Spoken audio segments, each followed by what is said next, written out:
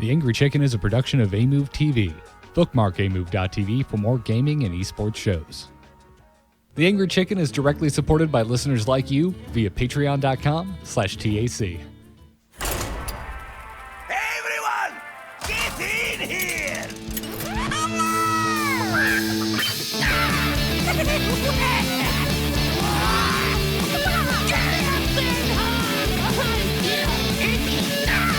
Ready for action! I've got the beast in my sight. A podcast about Hearthstone, Heroes of Warcraft. This is the Angry Chicken.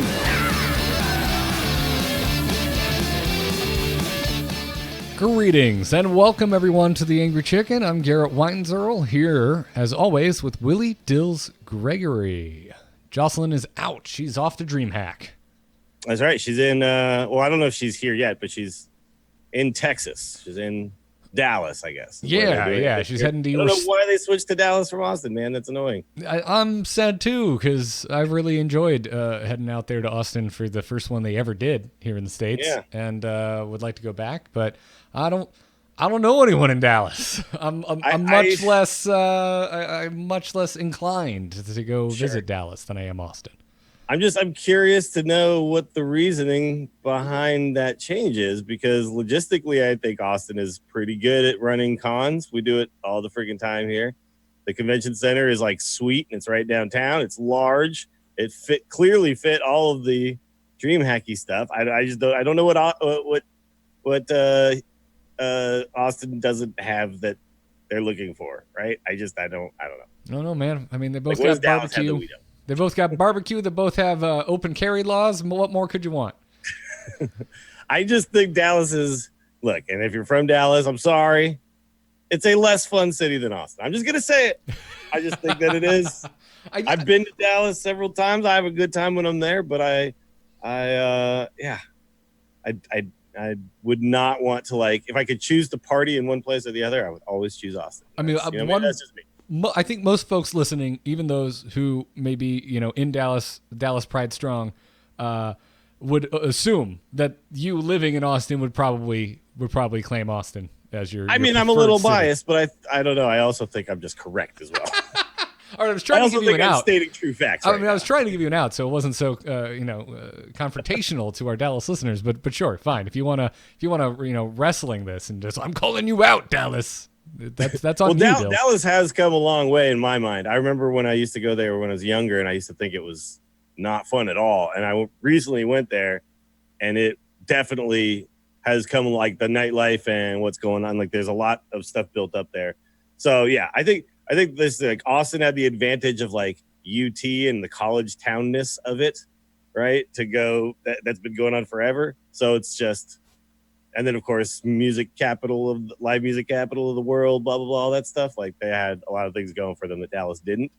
But maybe they're just, the convention center is sweeter and logistically it makes more sense. Maybe they got a better deal on the place. I don't know. But I'm sad that it's not here. Because it would have been sweet if Jocelyn could have come out to Austin, too. Like, her first trip to Texas, nope, Dallas. Yeah, well, there's no official Hearthstone tournament anyway, right? So, yeah, we'll live. True that. We'll live. Anyways, if you're missing Jocelyn and you want to hear her voice talking about some Hearthstone, there's some little bonus content up for you over at youtube.com/AMOVTV, because Team 5, Blizzard, they asked us to do a video for the Dalaran Heist. They're bringing back their Evil Essentials series for PvE content, and they hit us up and were like, hey, you want to do something for Chapter 3 of Dalaran Heist? And we were like, yeah, sure, that sounds great. And so we did. And Dills, you were unfortunately unable to make it for the recording, but Jocelyn and I got together and put out a strategy video for clearing Chapter 3 of the Dalaran Heist, both normal and heroic versions.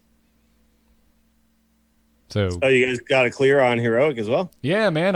It's in the video. I admit on the video that I did it kind of by accident. I was like, I'm gonna get in here and get some footage of heroic for the video, and I ended up full clearing.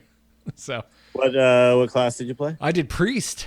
Yeah, Priest is real good. I found that Priest is real good because if you can get, there's a couple things. You can get the big thing so that your minions at over 5 cost 5, right? And then you can just play big priest. Any of the things that will discount your large minions is great in priest, because priest also gets access to resurrection effects. So you can draft large and then you minions, get the dice or the robes or the other thing. And it's like you just play big priest or you just play giant stuff. And I actually beat chapter 1 heroic with priest as well, and I did it in the whatchamacallit mode, the crazy mode. And it was the crazy mode thing was that your spells cast twice. Oh, anomaly. Yeah, an anomaly. Thank you. Your all spells cast twice, right? So I just picked every resurrection style spell. Oh, that's evil. And basically just every single time I got a res thing, it was just, do it twice. So I just man, whole boards of like crazy stuff. And then Mind Blast. Pretty good when you cast it and it happens again. It turns out 10 damage spell for that few mana is really solid. So it was like easy mode almost. I was like, okay, I guess this is how you beat this stuff on heroic, is you just roll the sweet stuff, because I've definitely had plenty of those attempts where I like roll the worst treasures. I'm like, I don't even know how you do this here. Yeah. Anyways, go check it out over at youtube.com/amovetv. Big thanks to Team 5 for asking us to do that and for promoting it on all the various Hearthstone places. So thank you very much. Dills, what is going on with the Angriest Chicken Open? So Taco signups are open right now. It is happening June 15th. Right now, the link is only available on the patreon.com/TAC website. So go over there and find it. It is a public post, so you can find it if you're on Patreon. We just want people to go over there to find that link and click on it, sign up. June 15th, specialist format, 12 o'clock Central Time. I will be playing again with some sort of dumb meme deck and be putting myself up as a bounty. So it should be a lot of fun and basically just open to all at this point. We had it only open to patrons right away, but we'll just go ahead and just open that up for everybody at this point. So patreon.com/TAC, just scroll down the blog posts and you'll find the link. And I'll also be posting a new one today with a fresh link as well, and also sending out some tweets. So basically we're just opening it up at this point. I just want a lot of people to play this. And now that the specialist format seems to have opened up, I'm less concerned about it lasting for 8 hours or something like that. So it should just be a fun, good time. Yeah, I'm looking forward to it as well. So everyone go check that out over at patreon.com/TAC. And now let's get into this week's Hearthstone news. Good news, everyone! All right, we talked about it last week as a last-minute tack on to, the last episode of Tack. Didn't even mean to do that. I'm a hilarious person, Dills. The OTK that was going to be made possible with the new legendary that has yet to hit the game, Snip Snap, thanks to the Reckless Experimenter's effect, it's not going to be happening. Folks, Reckless Experimenter is being changed. I post on the... it's a nerf, but it's not really affecting much beyond this. Right, it's pretty specific to Snip Snap Priest OTK that would have been possible, right? Yeah. So what they're doing is they're changing it so that the Reckless Experimenter will now read Death Rattle minions you play, cost 3 less, but die at end of turn. And now in parentheses, which did not used to be on the card, it reads cost can't be reduced below 1. Yep. So this basically means that you can still play this and Snip Snap and put it on a mech and make some giant thing. You just won't be able to do it infinitely, right? So right. You can wait till like turn 10 and just make some giant mech. It'll be really friggin' annoying. It'll pop out a bunch of 1/1s and people are gonna hate you for it. But you will not be able to, like, on turn 5 infinitely do this and just kill somebody. Which would have been a big problem. Yeah. Yeah. And by the way, the combo for Mechathune, which was already disabled because of cards rotating out of standard, you can still do that in wild because you don't need to get anything below the 1 threshold. Yeah, this was mentioned in the post. They said that we're aware of some of the interactions that Snip Snap creates in wild when players when played alongside multiple copies of Mech Warper, and they said that they're going to keep a close eye on that and see how it plays out. So So the thing is, the Mechathune Priest, that is still whatever. That's like the same thing, but people don't really play that in Wild anyway. But now you can do a I guess it would be turn 6.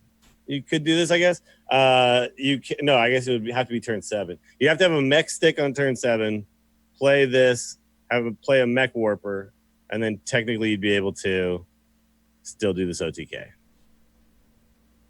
Oh, that's right. Yeah.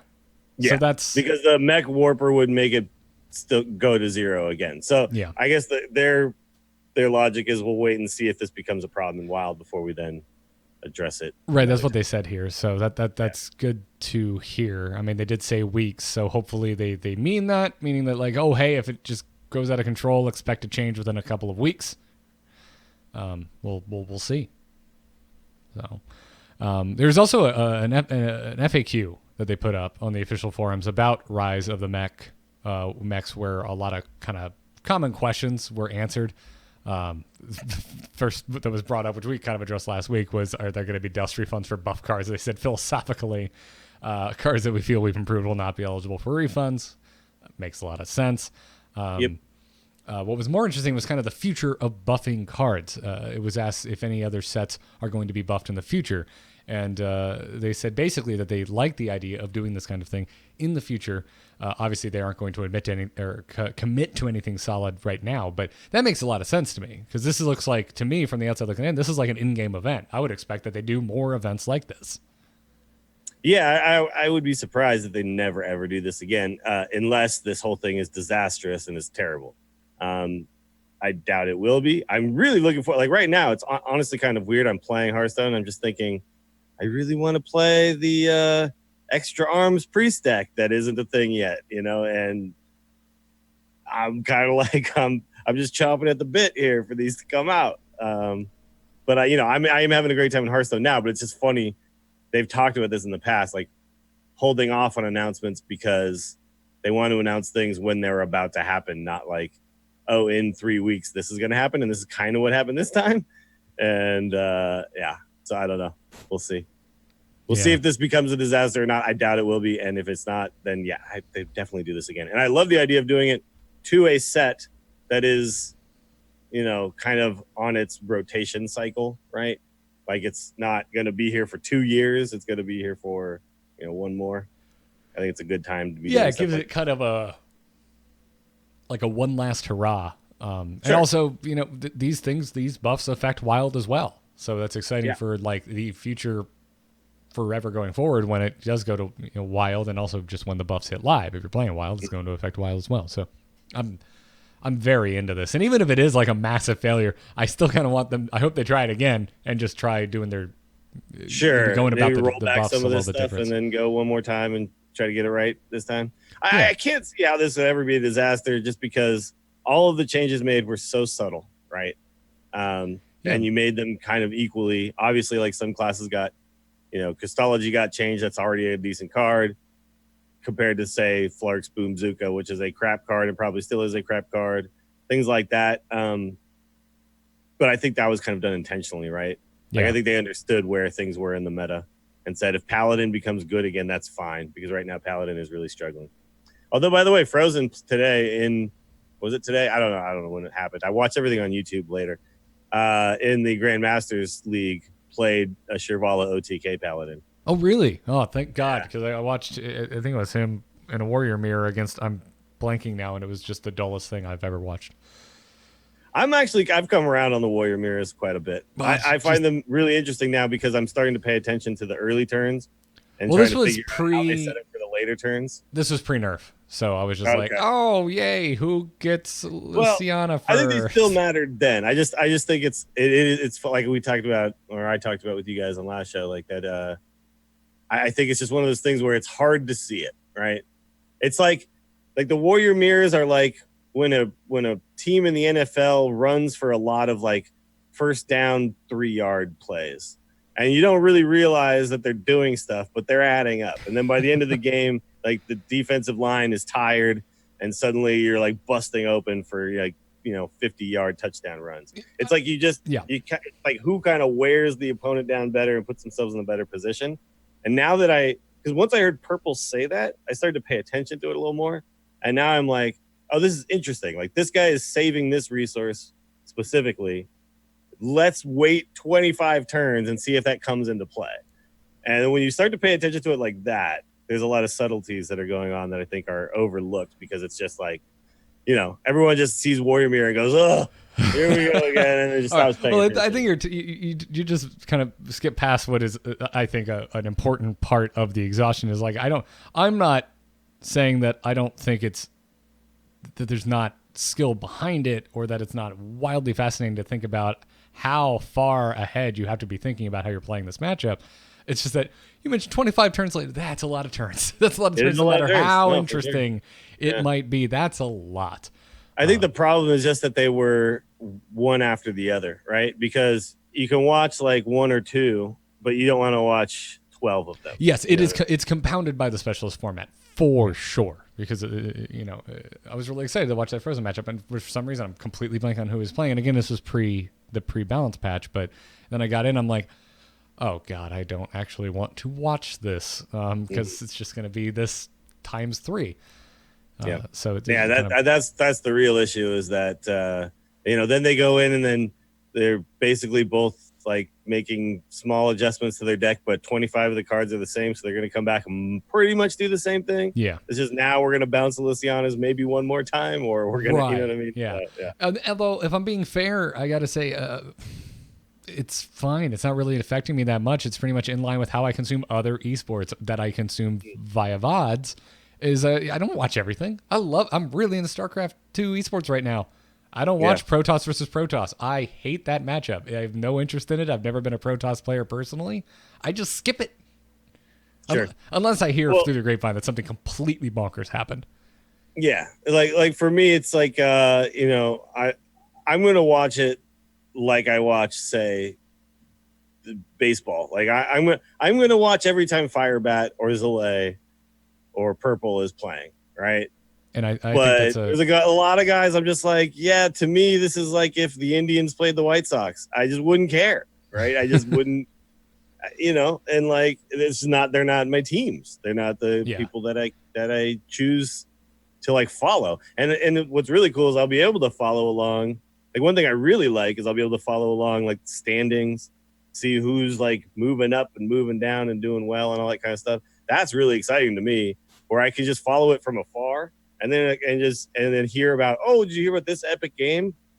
Go watch it. But not like, I feel like I have to watch this entire tournament every single weekend. Yeah. I think that's great. I personally have always kind of pushed back against watch all of it, watch all the esports. I'm like, who does that? We don't watch football for that long. We don't watch baseball for that long. Why would I be expected to watch this for that long? Some people get together every Sunday and watch every football game. Yeah, okay, fair. You've got your diehards. You've got your diehards, and you have that for esports as well. But I've never been that person. I've always been like you. I kind of watch my teams. I mean, with traditional sports, I'm even more far removed than you are. I'm just like, I don't know. Did the New York teams I like make it to the playoffs? Now I'll perk up and pay attention. Yeah. By the way, this is actually a cool. We could do like Grandmasters fantasy leagues. Totally. And that's what I'm talking about. So like, this started by me kind of talking about how I don't want to watch Warrior matchups, but there's a lot of good things to have come out of this, and just the way I consume esports. Typically this lines up more with it. It's just easier to either go watch the players I like, which is kind of something I was already doing.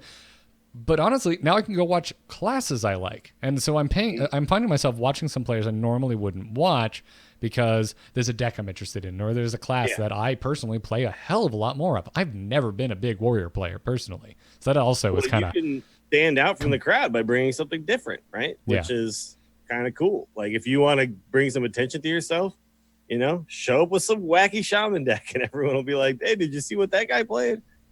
And I don't know. The whole thing is going much better than I previously thought. And I do think the nerfs have a lot to do with the fact that I'm not completely fatigued right now. Yeah, I think you're absolutely right. But I was in the same boat. I think the thing I was the most concerned about turned out to be a concern, which is our matchups that I consider boring or not all that fun to watch. Is that going to kind of really be put in a brighter spotlight than before with specialists? And the answer is yes. But what I didn't expect was how much so many other aspects of this format were going to make me enjoy it.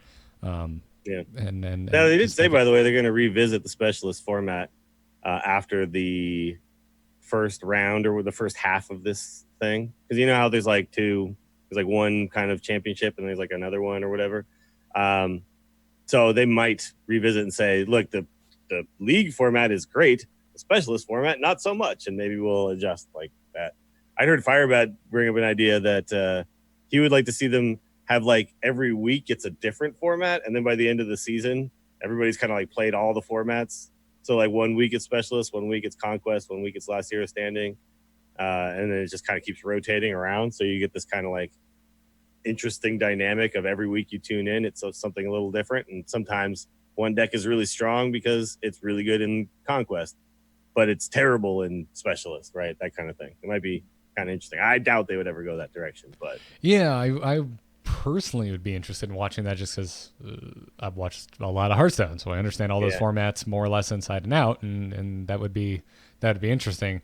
But I think we all have a little bit of a format fatigue. Yeah, for sure. In Hearthstone, just because we've been playing the game for so long, right? Yeah, and for me, a big sticking point of having not even a tournament mode, but some type of mode with a best of has always been esports. And so if we start going back to last year standing or conquest, I'm just like, why can't we get these in the game? Because another thing I didn't really think that much of with specialists is I'm watching and I'm like, I can learn a lot from this for my games at home. I think if you've ever had questions about teching, specialists is such a good format for you to watch. It's very cool because you see them go, okay, well, this is this they brought. Like their main deck generally is teched against something, and then the second and tertiary decks are actually like just teched against two other things, but they're always teching something. Like they don't have like this. Oh, this is just my thing, which I thought was how it was going to work. Like my main deck just has my game plan. They generally have a class they're trying to kind of counter in the main deck, which is like, whoa, okay, that kind of blew my mind. And then you're like, okay, well, how do you then change it for Hunter? And now you get to like literally see how Tice would change his deck for a Hunter. Yeah, and you're like, oh, that makes a lot of sense. If I'm losing to Hunter on the ladder, maybe I should include some of these cards. Yeah, it's what I've. It's another thing I really like. I really like just the clear through line of this is way more similar to how you play Hearthstone at home. And I like it quite a bit.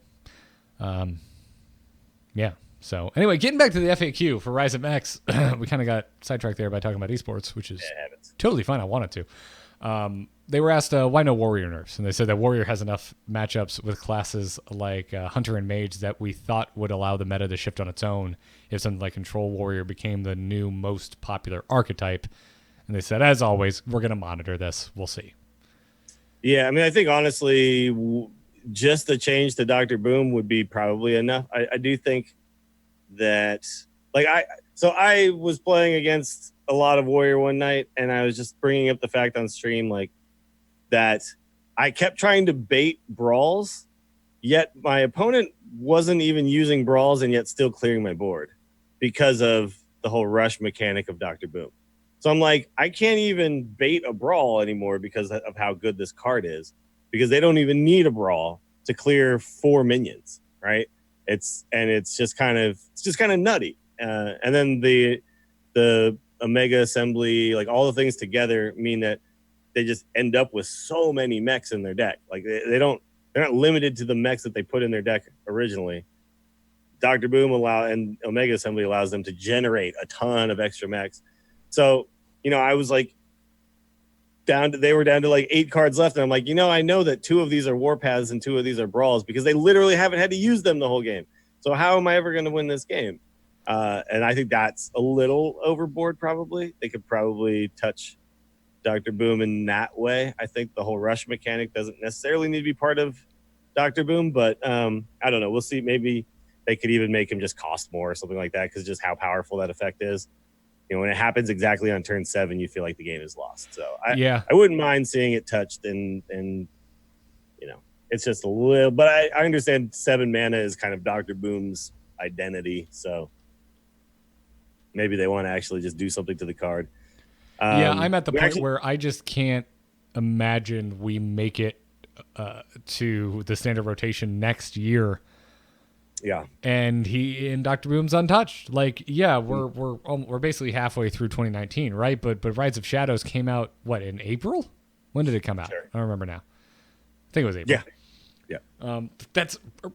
That was the first expansion of the year. That was our standard rotation. Like, we still have a long time. A long ways to go. I know. Of Dr. Boom as it is, and I'm sure it's playing a role in how cards are being designed for the next few sets. So I don't know. I find it unlikely. So, if that's me sounding a little impatient, being like, come on, you're going to change it eventually. Why don't you just do it now and get it over with? I guess so be it. But by the way, we skipped over the prep thing, but I think the prep thing we've already covered in previous things where like they wanted it to be a card that's good, but not a card that's in every single rogue deck forever and ever and ever. Yeah, it was in the FAQ, which is basically why didn't you just nerf it earlier? Nerfing it now makes it feel a little worse for rogue because it feels too targeted. And that, yeah, they basically said that. They're like, hey, it's what we want the rogue kit to be able to do. But it kind of seemed like now was the one the one straw too far.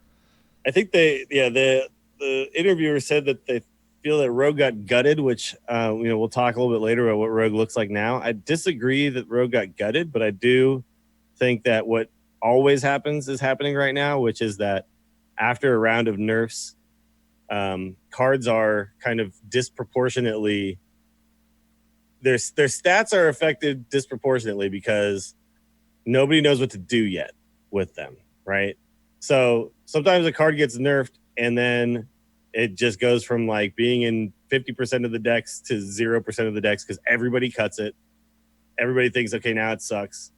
And then 3 months later, it kind of pops up in something else and it's still fine. It's just not OP as hell, right? And it's still good here. Like, so I do think that at some point we will still see miracle style rogue decks that will always still run prep.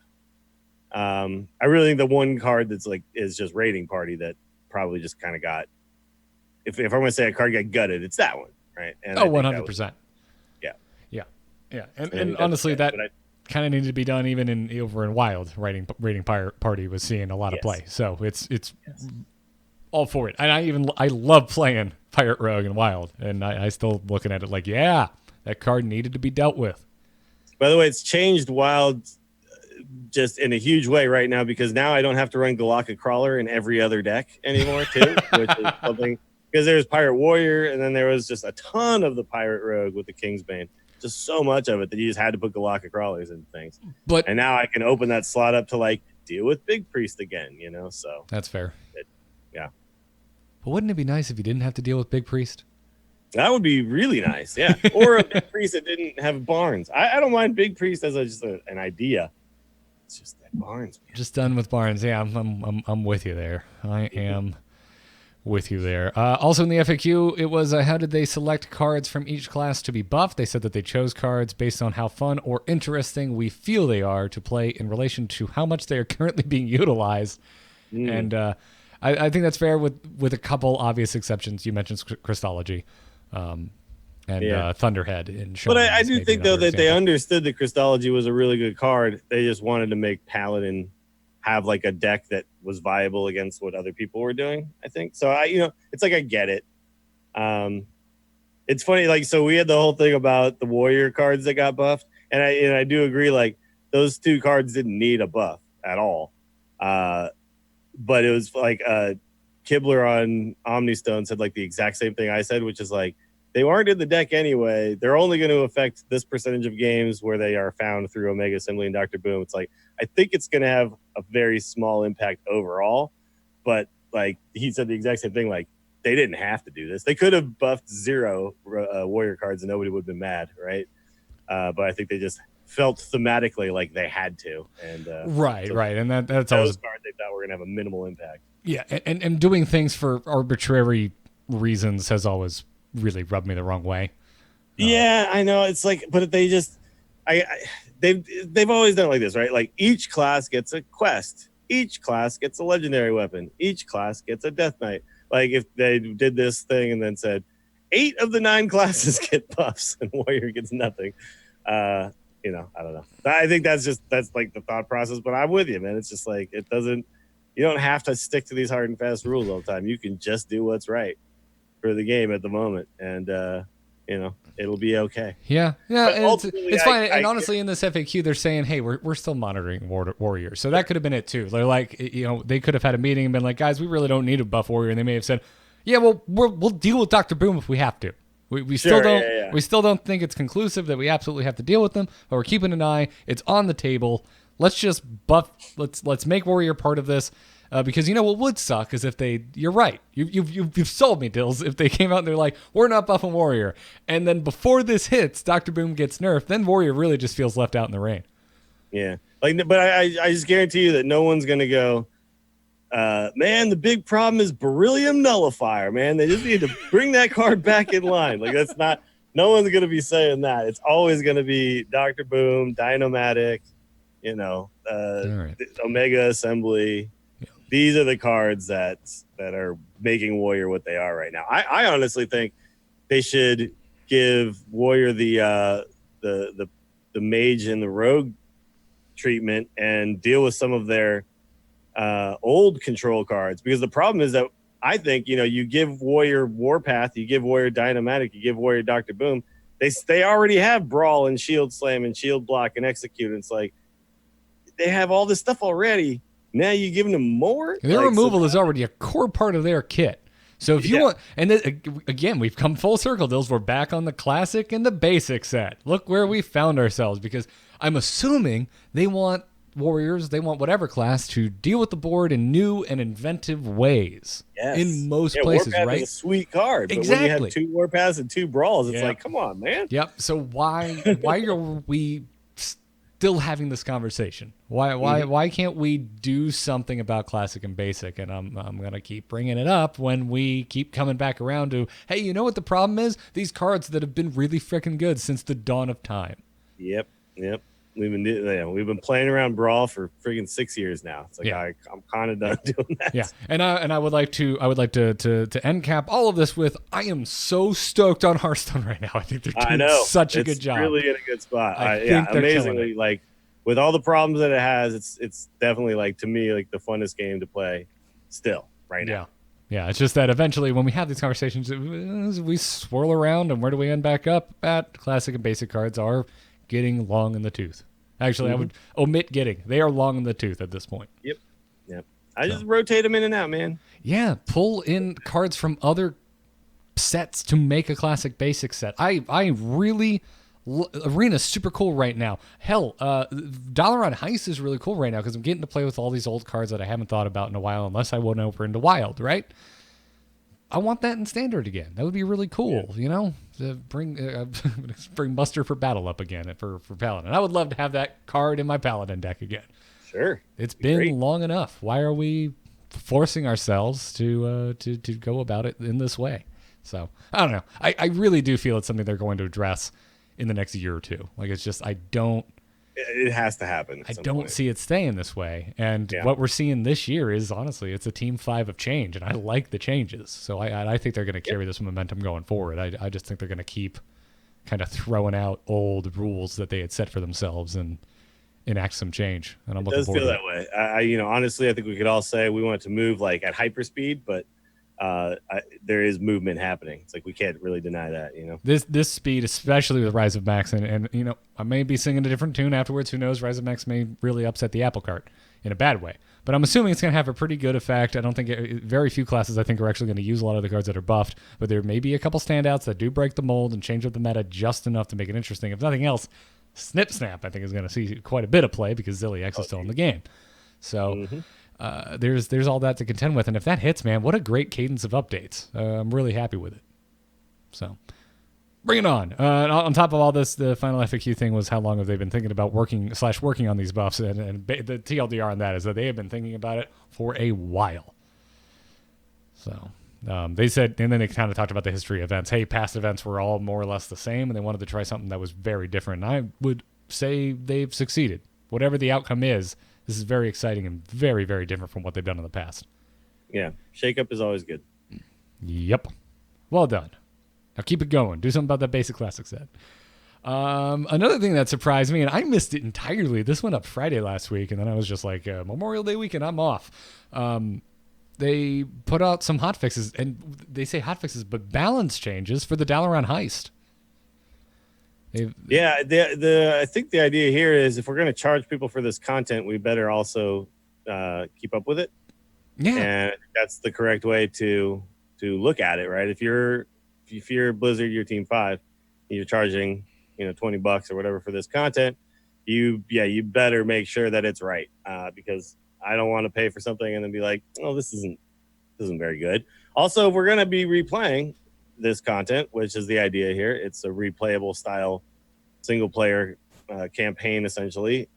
I want it to feel like it's moving and changing and being better each time I do it, right? And so this is good. I mean, I looked at all these and I said, okay. It all kind of just brushed over my head, and I was like, sure, I guess.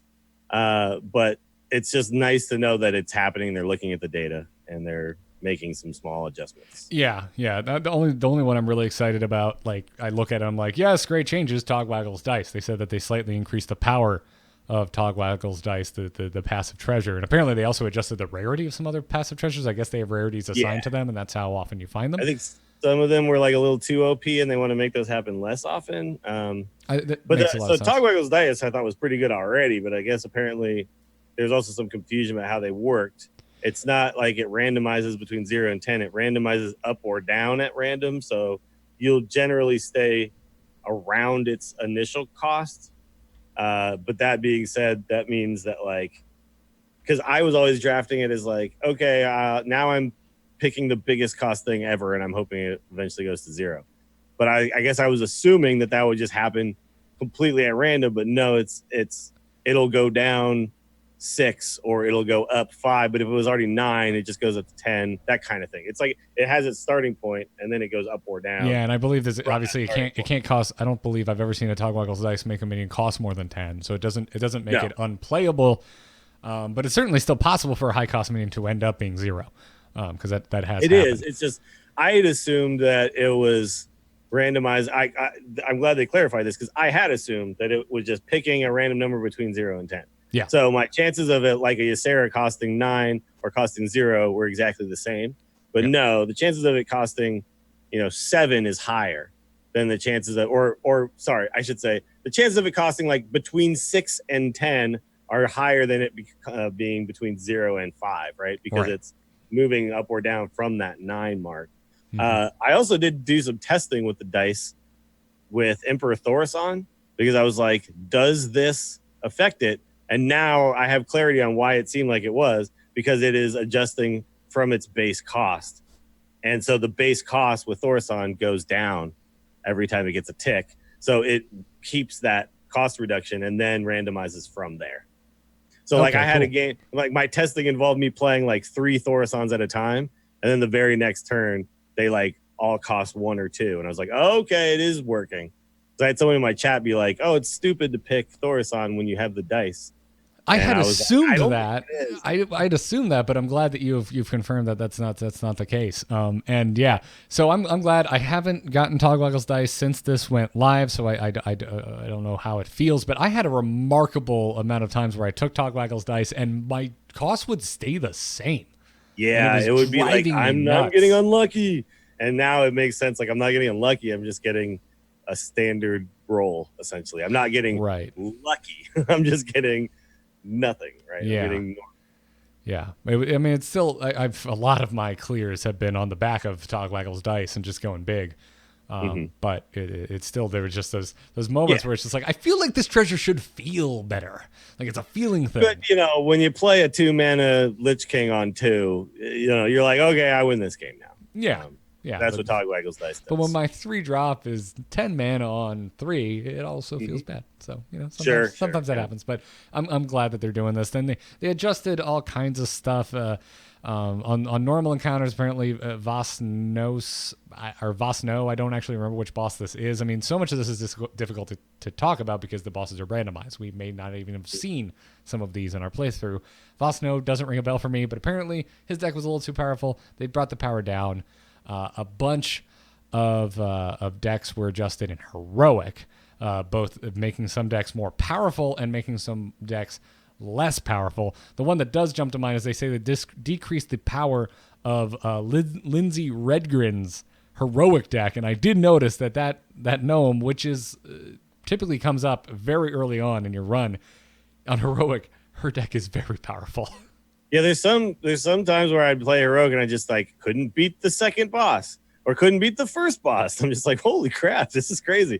I actually found like the first boss can be really tough when you do a deck because you start with very little cards, right? So anytime you go up against a boss that has some sort of form of healing or something like that as part of their kit, you're just like, I'm gonna run out of cards before I deal this 10 damage to you. Like, or I guess is it 15 in heroic? It's something, but I was just like, I literally was out of cards that dealt damage, and the boss wasn't even close to dead. So,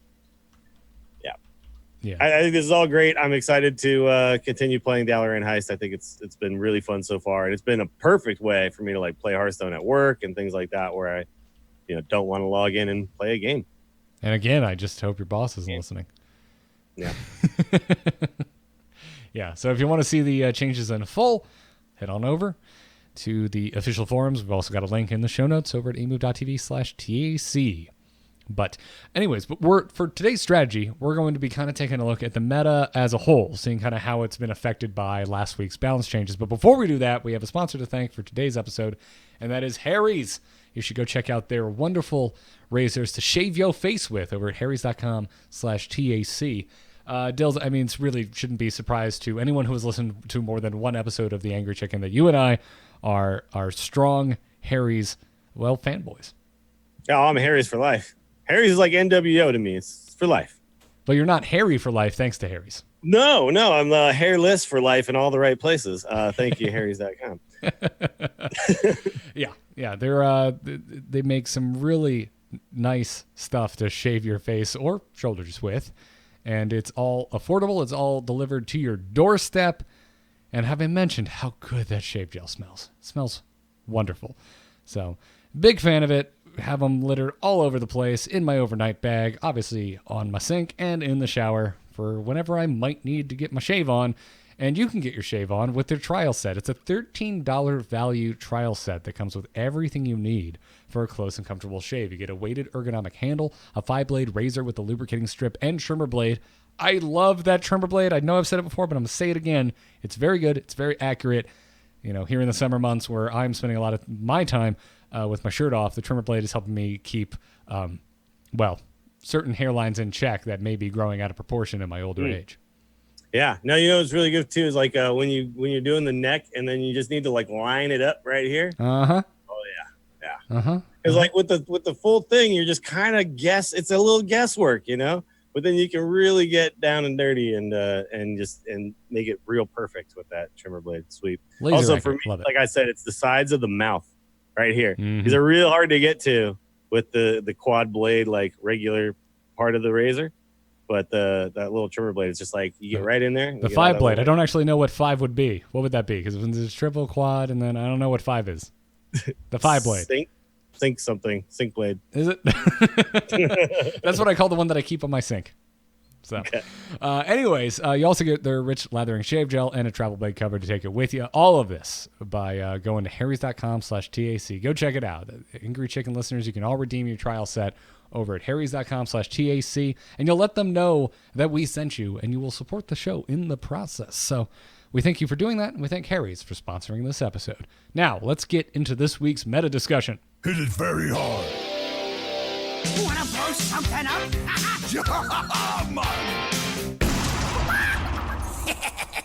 Time to pay.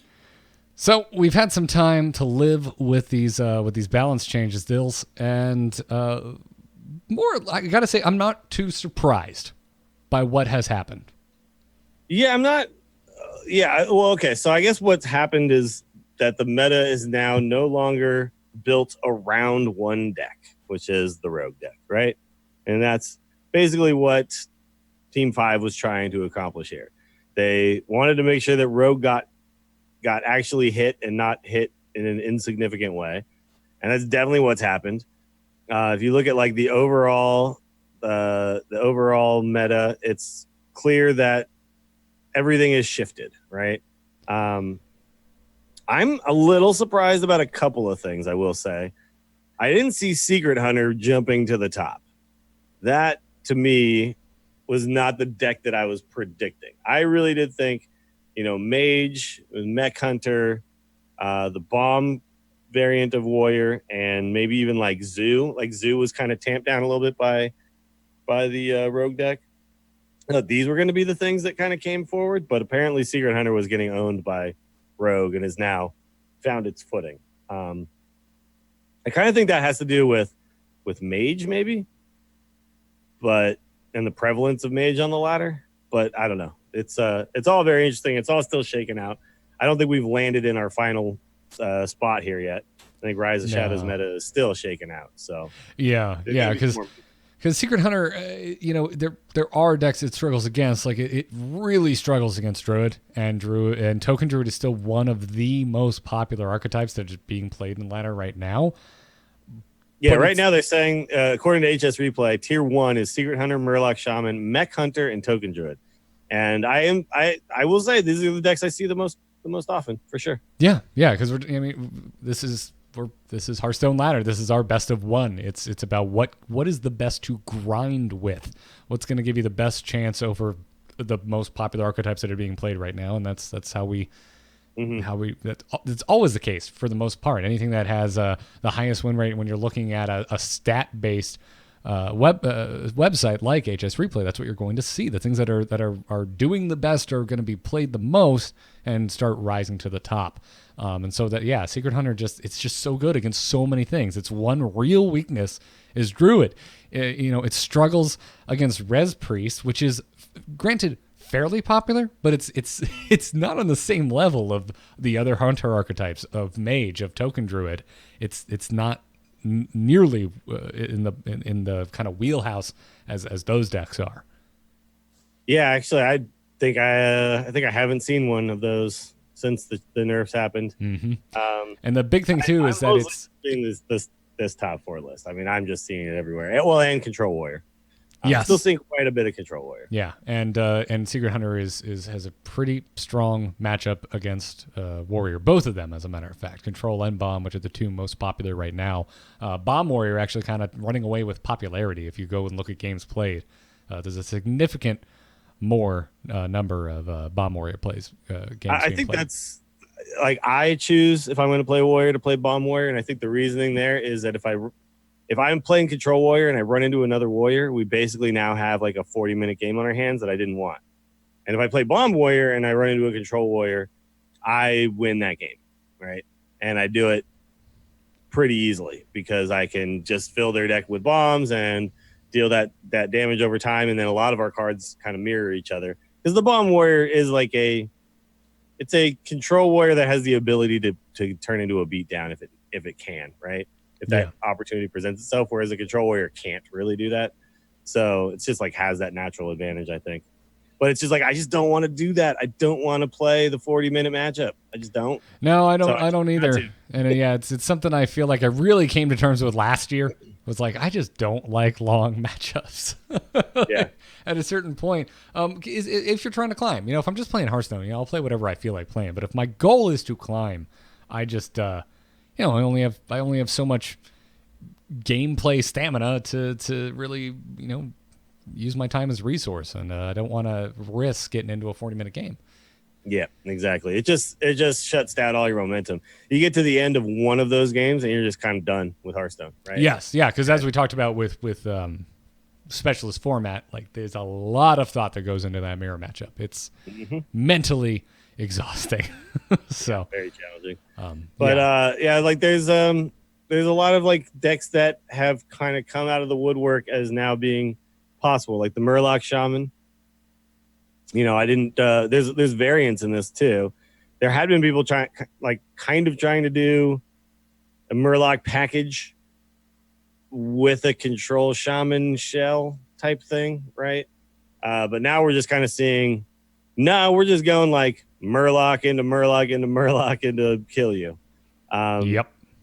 Which is pretty sweet. The version I've been playing is not the one that you have up on the screen there. I've been playing the Shutterwalk Hagatha, Swamp Queen Hagatha. It kind of has like the ability to kill you quickly and then also sometimes go to the late game, right? So it also runs, which is kind of fun, is Hench Clan Hag, which is the one that makes the 2/1/1 amalgams. The reason being that when you Shutterwalk, you essentially rebuild a board of Murlocs. So if your opponent clears your board over and over and over again, when you Shutterwalk, you get one more big board of Murlocs and one more chance to bloodlust them down. Oh, because the amalgams are all minion types. Yeah, but it's a battle cry, right? So you get, when you play Shutterwalk, it battle cries out 2 more amalgams. It also does the Murloc Tidehunter battle cry. So it does a Sludge Slurper battle cry, so it gives you lackeys. So just kind of like, it's like another, and then if the Cold Light Seer battle cry happens after those minion producing battle cries, then you add health to those Murlocs and get them a little stickier, and then hopefully you can bloodlust on like the next turn. So yeah, that's a hell of an attempt at a winning play for sure. Yeah, it's just got some reload that the other one, I think the other Murloc deck kind of peters out. Although sometimes you do get like the sweet Underbelly Angler plus the 4 mana Scargill. And then you just like never run out of Murlocs. Like that can happen. Yeah, it's the Angler and the oh god, what's the Echo Murloc? It's in the other deck. The Underbelly Angler and the 2 mana.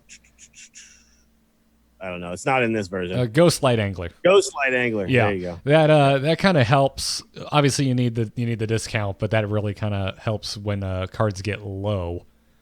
The Echo on the Ghostlight Angler, not cold. Yeah. You can just kind of refill your whole hand. But when you play against, there's some decks that can just kind of clear waves and waves of Murlocs, which I found to be a little annoying, and that's why I kind of chose to go with the one that also runs the Hagatha and also Swamp Queen Hagatha is pretty good when you get to Shutterwalks. Like I think Swamp Queen Hagatha has gotten better now with the lack of Rogue on the ladder. I think it was too slow when Rogue was just going to kill you the next turn. Yeah, but now you actually have a chance to play it. Yeah. No, this I found that deck list you're talking about with the Swamp Queen with the Shutterwalk, and it has shored up the matchup against Warrior for sure. I mean, Control Warrior looks like it's still a pretty close matchup, but that's better than being in the red with the. Yeah, you can actually win the game with the full bore aggro Murloc. Yeah. Then of course Dragon Mage is kind of making a comeback. As Spell Mage was still the most popular version, and I think still the most popular version when you're talking about like the specialist format and stuff. But on ladder, it's Dragon Mage. Yeah, like it's definitely doing work, man. I like this deck a lot, and this was the first version of this deck that I played a lot of. And then I obviously went heavy Spell Mage because that's what everyone else was doing, and it seemed to be the better overall version. But the Spell Mage can just fizzle out when it makes a bunch of random spells that suck. Right? So it has a really strong win rate against slow decks, and it appears to struggle quite a bit against fast decks, and there's a lot of popular fast decks right now. Rogue being taken out of the equation meant that decks that were already doing well, like Token Druid, like Zulak, like any hunter, I don't know, throw a dart, they're all doing better now with Rogue out of the picture, which means a lot more people are playing it, and this mage deck struggles. I know it's really popular with pros, especially in the specialist format, but again, that's the specialist format. They can tech very specifically. We don't have that luxury with just randomly queuing into a ladder game. By the way, I do want to point out that the best version of it right now is not probably this one, because this one is still like the Rogue tech version. So you can now take out like the double Swamp Ooze. I'd probably put in double Dragon Moss Scorcher instead, and you keep like the Harrison because you still want to get rid of like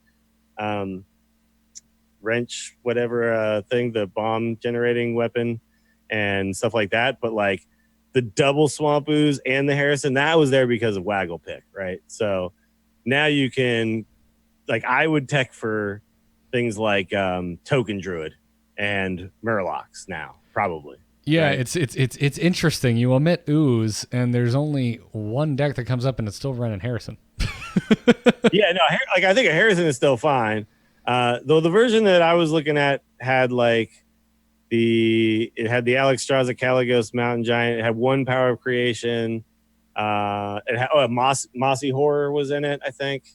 So like it was very much like, okay, now we're teching to beat the new token meta that we're in, right? Which, you know, Rogue wasn't a token based deck. It was like a burst you down with just a few minions style deck. So Yeah. you can definitely move away from the weapon destruction and into AoE style, you know, deal with like lots of big boards type things. So Yeah. I mean, it's honestly remarkable when you look at something like HS Replay, which, you know, just pulls from raw stats. How many people are just playing decks without adjusting to the new meta? I mean, they're playing the version that they've always played, right? They found it week 2 or whatever, and then they just still play that. So. Right. I mean, hell, look up the original, like the Tempo Rogue that just got nerfed into the ground. There's still people playing exactly that, and a lot of games logged with that list. So it's you know, it takes a while for folks to some people to switch over. So Kristen in the chat asked about Rabble Bouncer's win rate being really low. The reason why the win rate is low is not because the card itself is bad. It's because when you play it, it means you're way behind on the board. It's like a stopgap, because what I would look at with this card is not its played win rate, but like how many games would you have lost if you didn't have this card compared to how many games were you able to like just pull out of the gutter because you were able to play this card and then stabilize, right? Like, and a lot of those times you play the card, you still end up losing, but it gave you a chance. And I think you got to look at a card like that, because its win rate is not indicative of its purpose in this deck. I mean, right? You could say the same about Mind Control Tech, right? Like, you're not playing that unless you're behind on board. But you don't play Mind Control Tech when you're winning the game already. You know what I mean? I mean, you might, right? Like, you're just like, whatever. Yeah. Sometimes it clutches you a game out of nowhere, and that's why it's in the deck. It's not in the deck because it's like, this is my powerhouse of a card. It's just like, I am going to die if I don't have this card. Yeah. Yeah, so it's interesting. I personally would not hit ladder with Dragon Mage. Like, I just don't think it's gonna grind that well. I find it does pretty good. I don't know. I think it's a tricky deck to play though, for sure. But I've always had a pretty decent win rate with it. I just I cycle through decks a lot right now in this like part of an expansion period. So I never really like just stick with one and go. But my win rate with this deck is pretty solid. I think, and now if you can tech it away from the rogue thing, I definitely think you can do some good stuff with it. But you say you're playing the Secret Hunter mostly, right? Oh yeah, no. Dills, have you ever known me to be a particularly original Hearthstone player? Sure, sometimes. I guess it's anytime Paladin, I'm playing Paladin and it's not popular. Okay, sure, but that's because I'm a Paladin fanboy. But most of the time, you know, I'm playing what everyone else is playing. And yeah, I made the switch to Secret Hunter. I was really struggling before the patch, and post patch swapped to Secret Hunter, and it's just working. Like, it's just a really good grind deck for me. Yeah, no, I mean, it's one of those decks where like the deck will just carry you to victories sometimes, and then you can also just like think through things perfectly and make perfect plays and win games that are really close.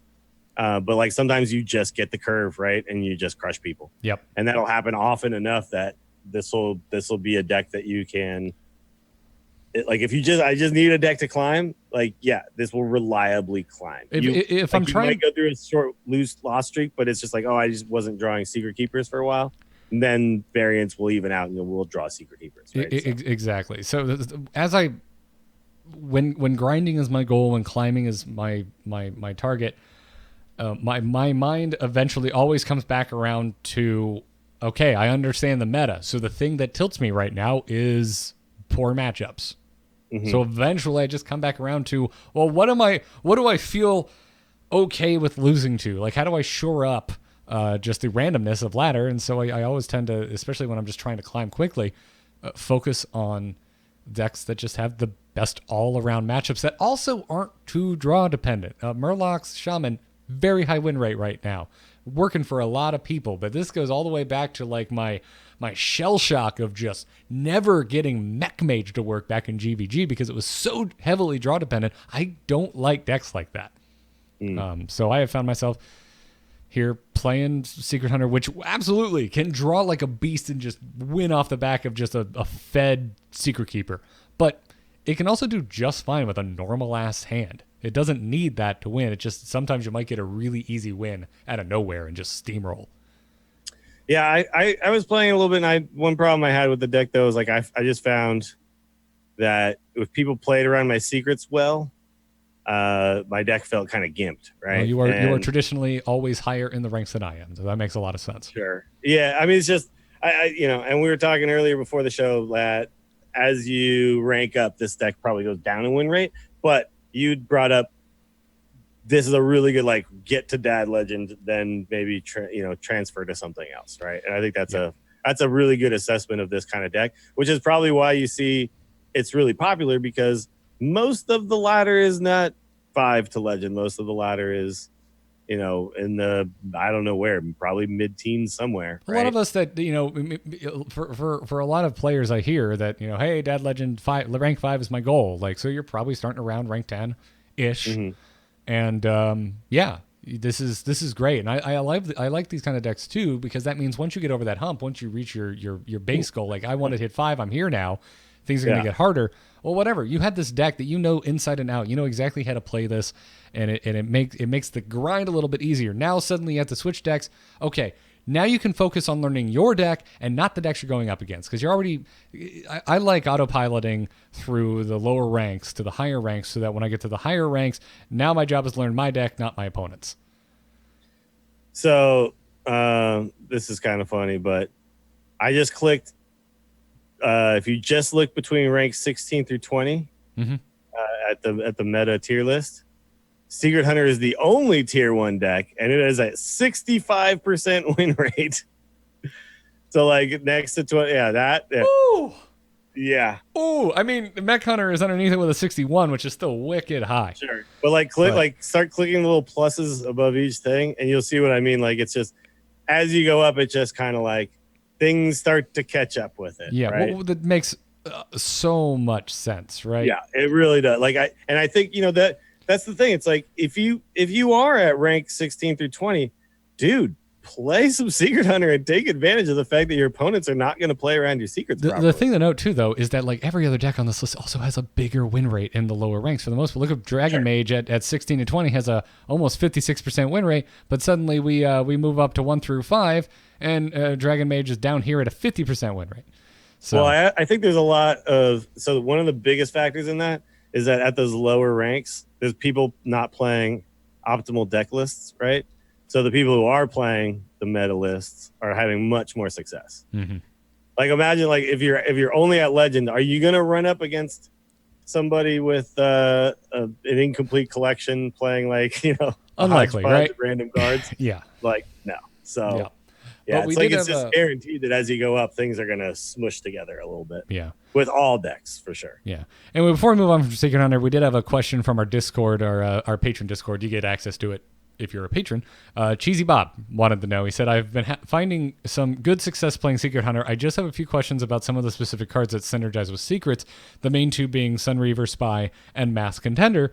I try really hard to get value by not playing these when I do not have a secret active. I am sure, however, that there are times when this is not the case, and I am hoping that you fine folks could provide me with some in-depth decision-making as to when it is appropriate to play these minions just to have a body on board. For me, I mean, I don't overthink it too much. If I don't have a play and I'm going to miss curve, I just play it for the most part. Yeah, if your option is hero power or play a 2-mana 2/3, you should play a 2-mana 2/3. Yeah.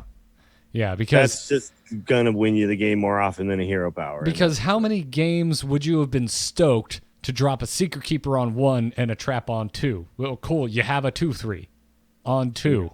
Granted, you have a secret in play, and that gives you that's worth a little bit more than just a naked 2/3, but it's still worth something.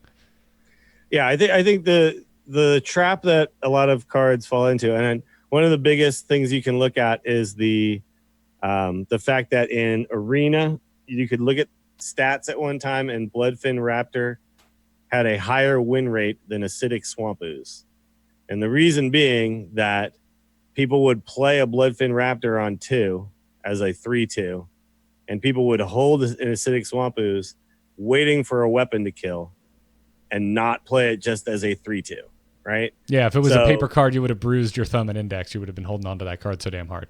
Yeah, you just never played it, and it never was a tempo body on board, and you end up losing the game because rather than dealing 6 or 9 damage or trading with a minion with it, it sat and rotted in your hand. And you got to always remember that this is a tempo-based card game, and sure, there are value scenarios. Like I'd say, if you're already ahead on board and your hand features some secrets, you can forego playing another body because you're like, okay, I don't want to get blown out and have no reload if my opponent's able to clear my board, right? Mm-hmm. So in that scenario, a hero power can be very valuable as just, here's 2 damage I can never get back, right? But if you hero power on turn 2 and you have nothing on the board, and now you don't have a 2/3, and you could have played a Sunreaver Spy, essentially what you've done is you've traded in what could have been like 4-6 damage, because that 2/3 body could stick for a couple turns and hit face, for just 2 damage that will only ever be 2 damage in a hero power, right? 2/3 body is repeatable damage. You always have to think about what these bodies can do. They can allow you to maintain a board lead, and they can also allow you to deal damage in multiples because every single turn they get to attack. And that's, again, also worth mentioning. One of the oldest things we always mention, too, is like, also don't feel bad if your Sunreaver Spy gets answered, because that's also removal that is no longer in play. Sure. Like, it's not this is how the game of Hearthstone works. You play stuff, and then the opponent plays stuff that kills your stuff, and there's always like a back and forth in the game. Like the board state in Hearthstone is so interesting to me because the board state on turn 5, there was 5 board states ago on turn 1. Whereas, like, I think about, like, in Magic, a lot of times, like, I play some stuff, then you play some stuff, and then both of our stuff stays, and, it's like nothing really changes for a while, and then finally somebody does something that, like, cracks the board state. Whereas, like, Hearthstone, it's, like, super fluid, right? There's so much parity that happens in Magic, and so little of it that happens in Hearthstone. I mean, at the high levels, like, everyone's making attacks and things are definitely changing. I'm talking about your local. It's FNM. You're playing with your buddies. Yeah, there's a lot of just I don't know, this shit, man. Yeah. Here's a bunch of walls. I'm looking at your walls. You're looking at my walls. Cool. Yeah. Pass turn. Just looking. In Hearthstone, you're always making attacks, right? Like, there's definitely weird moments, like Zilliax, that I don't attack. Like, that kind of stuff does happen from time to time. But most of the time, if your guy is green, you're sending him somewhere, and that minion is hitting something. Yeah, right. Exactly. And then one last thing I would say for Sunreaver Spy is you get a +1/+1 if a secret is in play, but think about how bad you're going to feel. Say you've got an awkward hand, you don't have a turn 3 play. If you didn't drop Sunreaver Spy, and the next turn, like, I don't know, Snake Trap comes off the top. That's a secret you could have put into play and is only actually going to get triggered and be good for you if you got another minion on board. And Sunreaver Spy could have been that minion.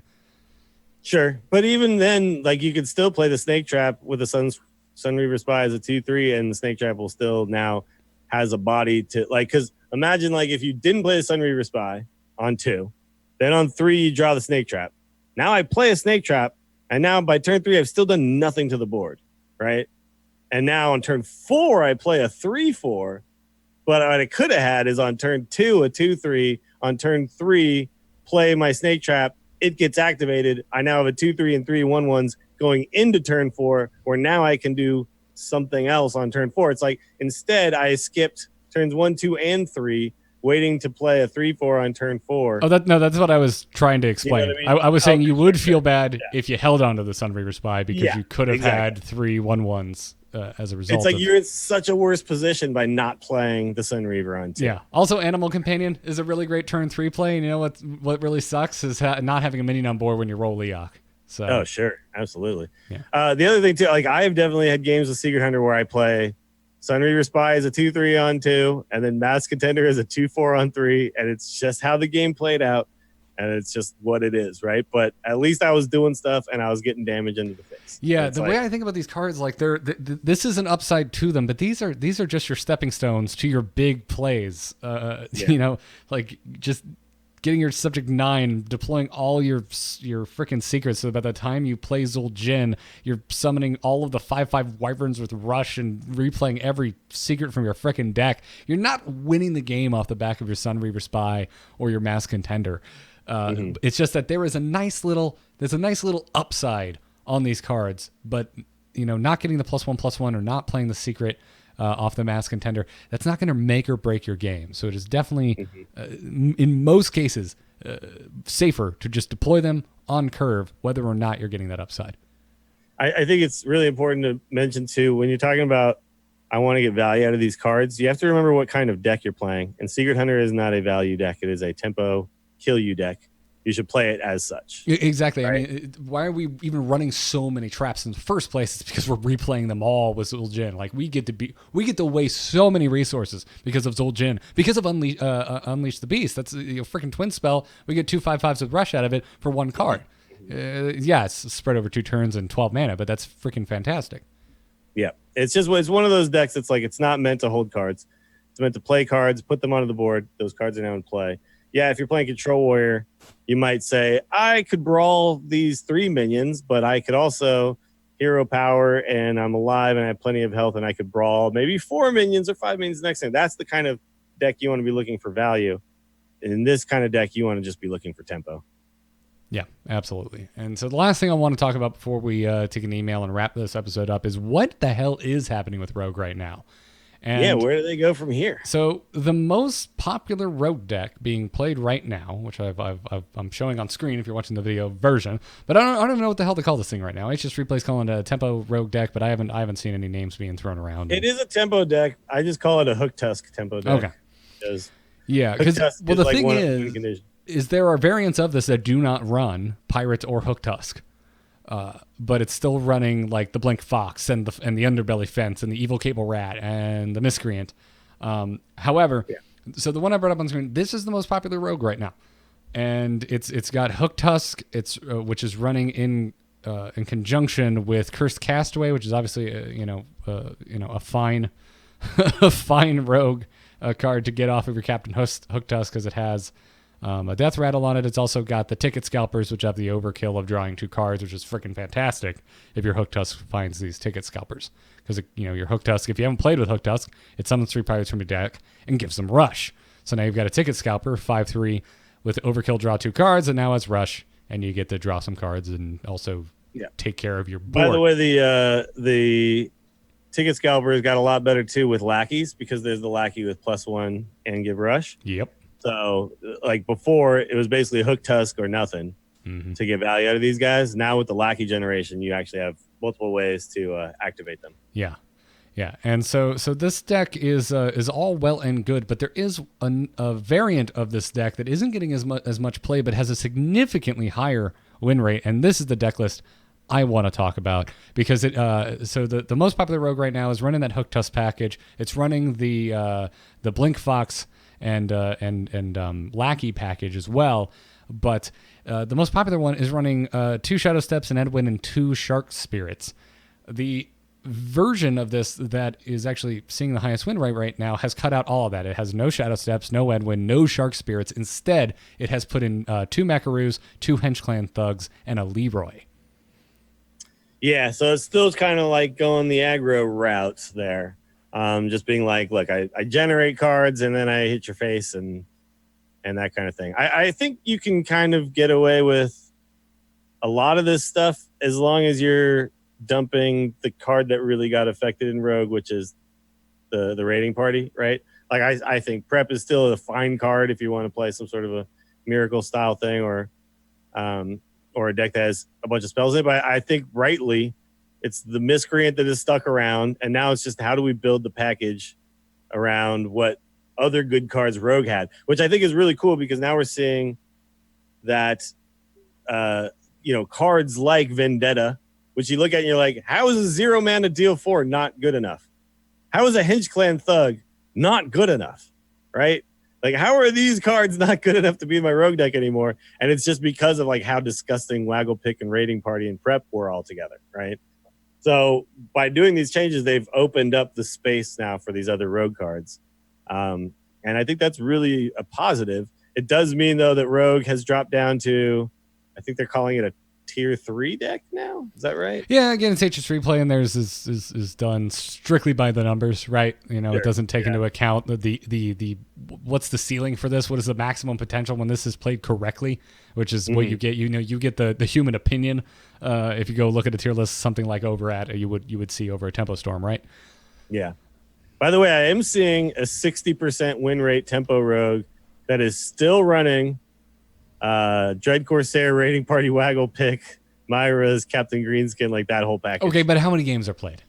It's a very small sample size. Okay, that's what I figured. Yeah.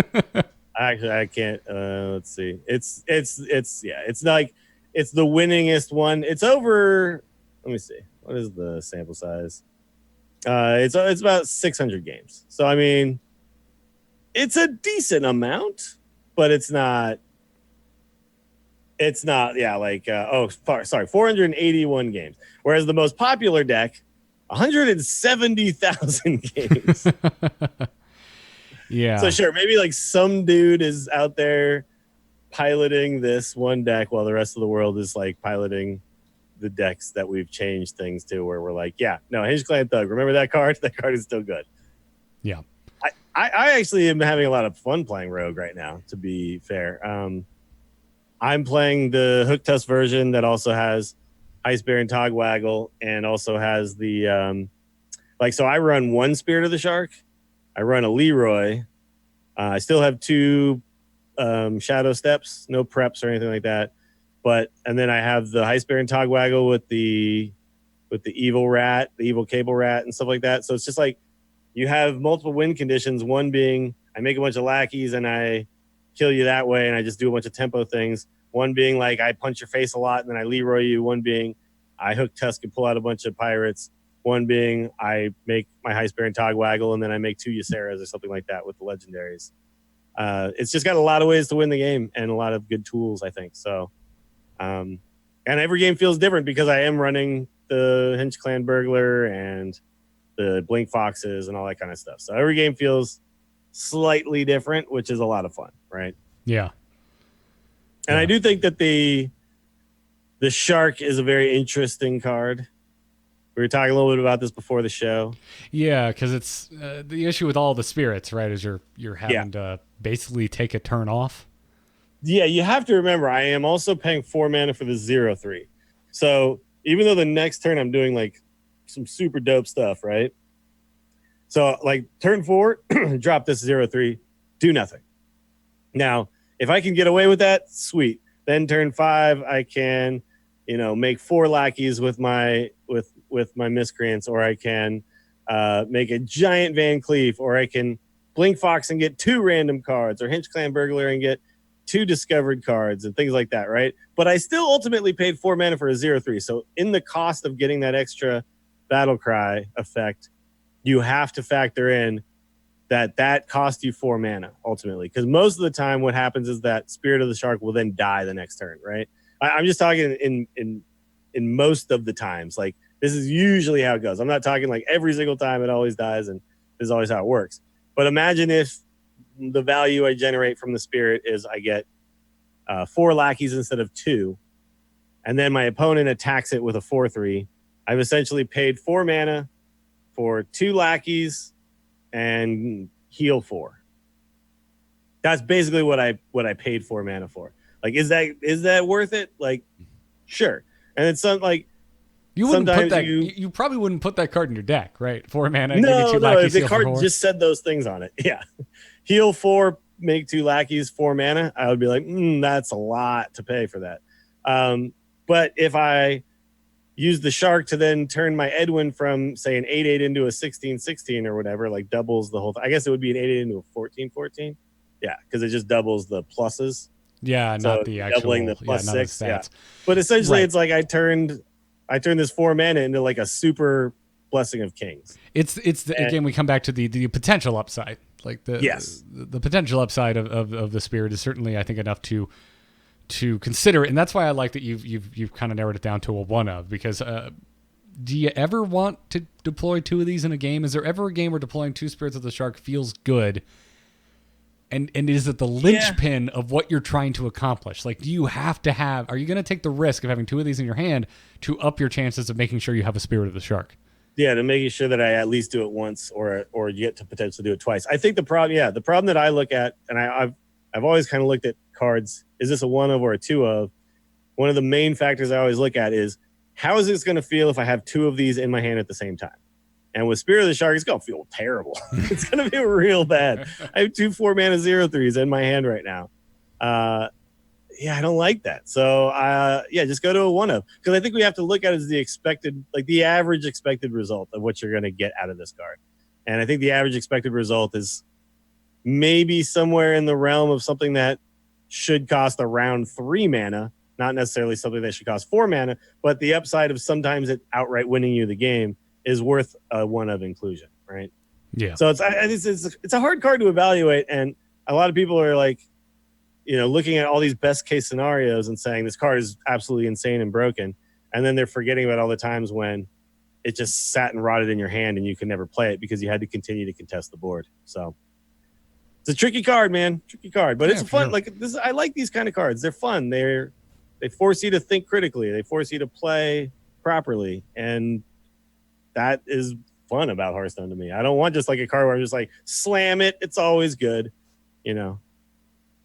That's boring.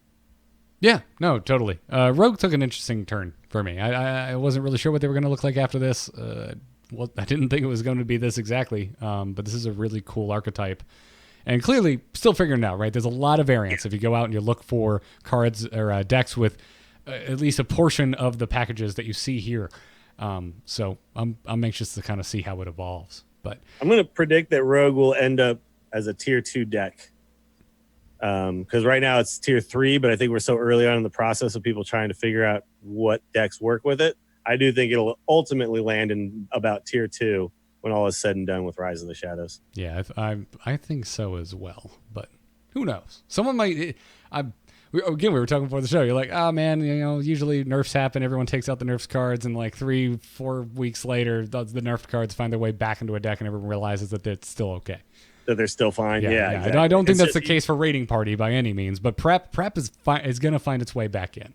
Yes, absolutely. I mean, when you can, pair it with a Gadgetzan Auctioneer and draw through your deck and play Nomi and stuff and Myras, and that's still going to happen at some point. We're still going to get to that at some point. It's just not fitting into what we're doing right now. Yep.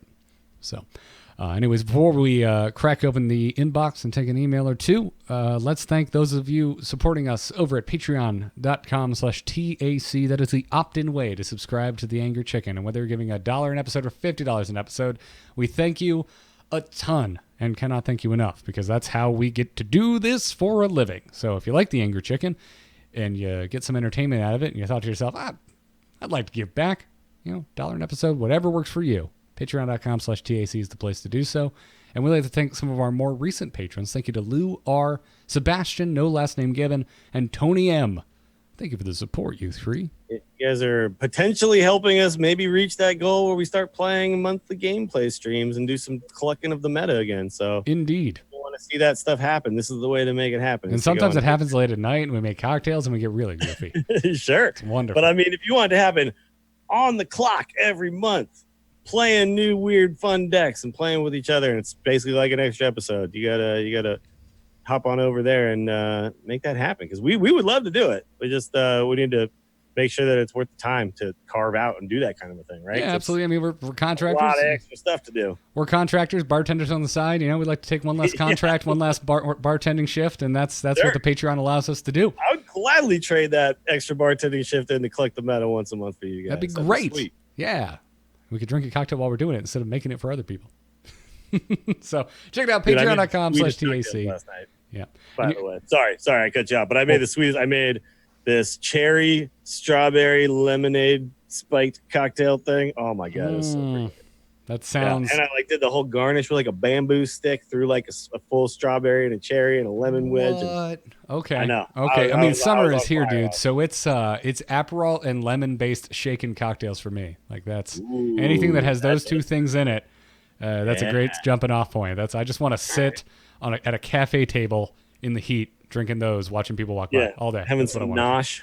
Yeah, a little appetizer. It's delicious. But anyways, go check it out, patreon.com/TAC. Get access to the patron Discord, early entry into the Angriest Chicken Open tournaments, and ask us questions directly, skipping the inbox for things like questions, which we will now take.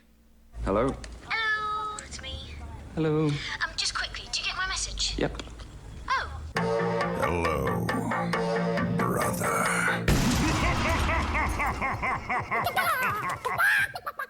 You can send your emails to tacpodcast@gmail.com, or, as we just mentioned, if you're a patron, just write us a message on Patreon, drop us a question in the patron Discord. You get to skip the inbox entirely. However, Dills, what does Matt Smith have to say today? Matt Smith writes in, says, Dear TAC, I have never enjoyed Arena as much as other sealed formats from other TCGs, partly due to the feeling of not having a pile of cards to construct the best deck with what I pulled for that day. Okay, that's interesting. Would Team 5 ever consider adding Bartender Bob to Arena to add more player agency? Maybe after drafting your 30 cards, you get Bob, or after 2 to 3 matches in Arena. One of my favorite things in Hearthstone is to tinker with decks, and Arena had failed to scratch that itch. Maybe Bob can be a back scratcher.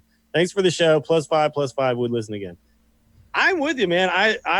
We've talked on this show about how that's one of the big failings of Arena is that the drafting process is fine. You go through it, you pick your cards, and then once you got your deck, you just got your deck.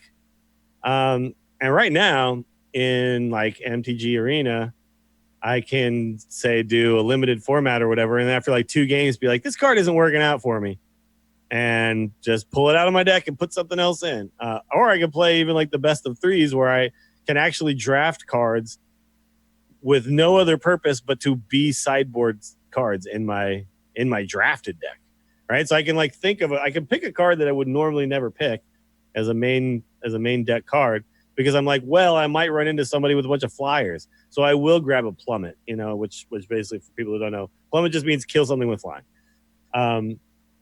And you would never draft that in your main deck, because if you run into a guy with no flying, you basically got a dead card, and it sucks, and you lose.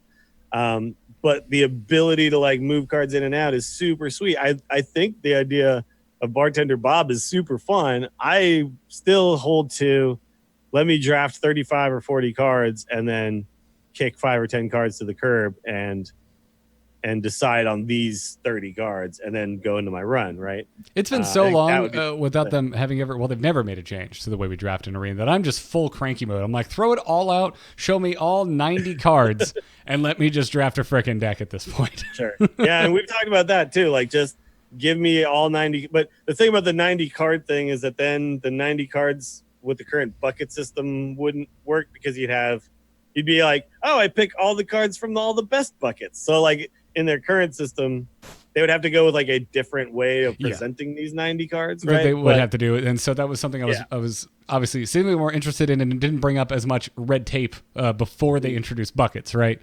Sure. Because before I would have been like, it would have been cool because like, how do you get around the legendary issue? Like, well, if you get a legendary, now you can take all 3 if you really wanted to. It would be interesting in a world where they did this. They'd let us draft from 90 cards. If when you hit the button, it kind of shows you like how many legendary slots you get. So if you would have pulled, like in the way we used to do things, it'd be interesting. Like, well, you get 1 legendary slot. Here's 3 legendaries, but you can only put 1 in your deck. Well, you could also see all 90 cards at the same time. Like, what if I could scroll up or down through each pick, and then be like, okay, I think I can make like a Murloc deck with what I'm being offered here, right? Like, I think that would also be like another way to spice things up, because right now it's like I make a pick on 3, hoping that maybe I'll get synergy with it later down the road, and I never do. Whereas if I had the education of what my other 26 picks were, I could on 3 be like, okay, yeah, I will not take this card because I know that I will not get synergy with it, because I've now seen all of my picks, right? And that sounds like a long process, but I don't think it would be that long considering like it does take me longer to draft in Magic than it does draft a deck in Hearthstone. Like sometimes I feel like in Hearthstone I'm like blasting through the picks, you know. But all that really matters, the only thing that should bother you, I feel like, and I don't mean to tell you how you should feel, but I feel like the only thing that should bother you is how long it takes to get a game. So if you're going into like that shouldn't affect your time to game once you have your deck.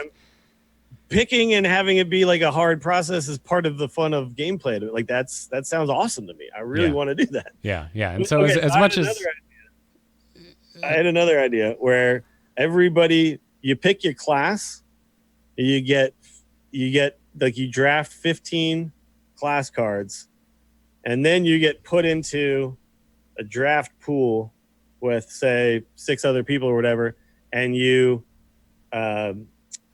and like Magic the Gathering style draft neutral cards. So your deck is always exactly half class cards that you picked prior, and then 15 neutral cards that you've gone in like an actual like draft, like snake draft format where it's like I get a bunch of them and then I pick one and then the next guy gets what's left and I get, you know what I mean? So like, and then you don't have to like play against those same exact people. It could then throw you into like a giant pool of everybody. Well, I think or it could do like what Magic does right now, which is like draft against AI. So I don't have to worry about, you know, somebody taking forever to make their picks or whatever. I guess that's fair. Yeah. You know, it'd be interesting to, you know, make a selection on a neutral card. And I you know, you can't really do this in Hearthstone because, I mean, I guess you kind of could, but it's harder with the 9 class system than it is with the 5 color wheel, right? Like, yeah, it's not nearly as like clean cut. But I just want that feeling of like I took this card and now the next guy doesn't get it, and like somebody could snatch something that I might want from me, and you know what I mean? Like knowing that wouldn't affect the people I go on and play then though would really remove a lot of the joy I think from it for me. But have you drafted in MTG Arena where you draft against AI and then you go play whoever and it's just not the same thing that you get when you meet up with your buddies and you draft. It just isn't. Mm-hmm. But it's still fun, right? I don't know. But I know what you mean. It's not quite the same. In Magic, I mean it's a tradition at this point. It's like a format. That's just a way of building a deck is through that drafting place. But in Hearthstone, since we've never had it before, I think there's more freedom to kind of make it your own. But yeah, I mean, instead of just flipping the table and saying let's just try something totally crazy, I mean, Bartender Bob is a really like on brand Hearthstone way to give us a little more customization in our arena deck, and I would absolutely love to see it. And the more we've talked about this, the more I realize I think just no hope for synergy is a big thing, is a big sticking point for me and arena. And anything that helps alleviate that would be a big boon for me. Yeah, if Bartender Bob kind of came in every couple games and let you add or subtract cards for your deck or buff cards, and like you kind of always knew, okay, after 2 games, everybody I played against has Bartender Bobbed, and gotten some buffs and gotten some cards out and into their deck. That'd be super cool. I don't even think you need to make it as crazy. I don't think you need to be able to give cards permanent buffs like we do in the dungeon run, because that's something that feels so inherently dungeon run. But just letting you remove cards and add cards, and maybe even duplicate a card, as long as, I don't know, there's some kind of restriction, like you can't duplicate legendaries or something, I think would be really freaking cool. Because honestly, the more I think about this was a sticking point for me in single player. I didn't like in the dungeon runs that when I was picking like these groups of cards, it's like, I'm going to go for Murlocs. And then I might never see Murlocs again. That was the same was true for dungeon run, which was freaking PVE. And Bartender Bob has done a ton to alleviate that for me. And, from the outside looking in, like it feels like it shouldn't have that large of an effect. But it does. He goes a long way to just help you fine-tune the deck a little bit. And I would love to see what an arena version of that would look like. Yeah. I wonder if they could ever do a sealed in Hearthstone where you actually keep the cards that you open. Because the problem is that... I do not see why not. I mean, you just have to price it accordingly. You'd have to price it because you'd have to open a decent amount of packs in Hearthstone, right? Mm-hmm. Like, I imagine the cost of a sealed event would be in like the 1,500 gold range, because... Could you build a deck with 10 packs? No, I don't think so. That's only 50 cards, and you might not have any class cards. that match. You know what I mean? Yeah, because what is it? It's a lot. $2 for 5 cards right now, US? Yeah. If we're not doing like bundle. Yeah. So like what if you wanted to do sealed in at least the equal amount of cards as current arena, I mean that's 90 cards. So that would be 18 packs. So that'd be $36. Yeah. You know, it'd be expensive, but it'd be a way probably to discount it. I mean, I'm happy to pay $20 to go play sealed at my Sure. local shop. It'd be a way to build your collection through play. And it'd be a way to I wouldn't just enjoy it. Like I could see myself just spending all of my gold every time I had enough for another sealed run. I'd just be like, all right, let's go sealed run. And then jump back into, standard and try to grind that up again. Yeah. You know? No, I want more. You know me. I want more limited formats in Hearthstone. It's my favorite way to play Magic, but I would just rather play Hearthstone. Yeah. Is what it boils down to. Yeah. The thing is, like, right now I'm like super content because I've got Hearthstone and then I've got MTG Arena, and I'm like, wow, all my itches are being scratched right now. So I don't need them to be the same. I don't need them to do the same things as each other. Because I know if I really want that limited format, I can just pop over to Magic. Yeah, I go play That auto being chess. said- That's scratching the limited itch for me right now. Yeah, it's like I do want. Yeah, auto chess is also another way to get that feel. But like I want them to improve this in Hearthstone. I hope that they don't just go, hey, it's all fine and we'll just leave it the way it is forever, because you are going to make it so that people just never give a crap about limited in Hearthstone if you don't. Me personally, it's like I've just, at this point, I feel like I've beaten the dead horse for so long that I'm just like, all right, well, thank you, Magic the Gathering Arena, for existing, because I needed you in my life. Yes. Yeah, absolutely. But again, to bring it full circle back to the beginning of the show, what we're seeing from Team 5 right now is kind of unprecedented historically for this game. So They very much seem willing to do things, right? Bartender Bob in Arena feels very realistic, especially right now, given the changes that we are seeing being made and about to be made to Hearthstone. Make it happen. Yep. Adding another Make it so, number one. Yeah, adding another mode of Arena seems a little further away, but maybe not as unlikely as it used to feel. So, Sure. Matt, thank you so much for your email. That was Matt Smith, by the way. We had quite a few Matts right in, so I'll let you know which Matt. Well, Matt, I probably know already since we read your freaking email. Never mind, I didn't need to do that. I'm sorry for outing you, man who shares the name with one of my favorite doctors. Yeah. Anyway, you're not a Doctor Who fan, I forget.